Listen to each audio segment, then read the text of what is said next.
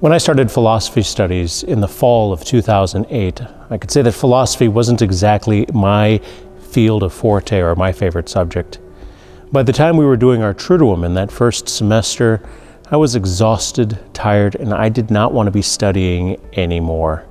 But I remember sitting before the Blessed Sacrament, sitting there and just being with Jesus in adoration, adoring Him and being seen by Him through the Blessed Sacrament in this moment of prayer. And it was that little voice that stood out to me and said, "My friend, it's okay not to be perfect." I kind of laughed out loud. I think I might have disrupted a few other people who were praying with me at the time, but it was one of those few and precious moments that I really began to own this identity, that God loves me not because I've earned it, but because God loves me for who I am.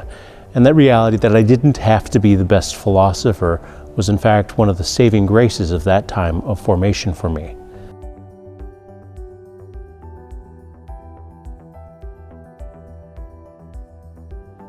My friends, my name is Father R.J. Fichtinger, and I'm the pastor here at St. Thomas More, and we want to welcome you to an opportunity that we're beginning here at St. Thomas More, having adoration and opportunities for prayer, reconciliation, and praise and worship over the next Fridays in Lent. Adoration is an ancient form of prayer known to our church from the earliest of times when we recognized that Jesus was truly present in the sacrament.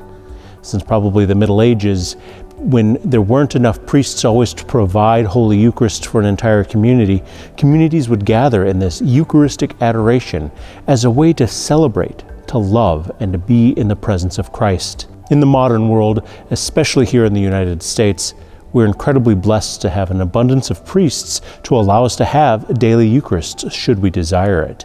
But that attention to Christ just simply being present with us as Christ wants to and desires to be present to us is still found in that sacred and beautiful tradition of Eucharistic adoration. Beginning last week and in this week and all the way through Lent, we will be celebrating adoration on Fridays. Beginning at 1 p.m. here in the church, we will begin with exposition, and on the days we don't have a fish fry, that will go all the way until 7 p.m. when we will close with benediction, prayer, and a closing out ceremony that allows us to sort of enter into and participate in this way.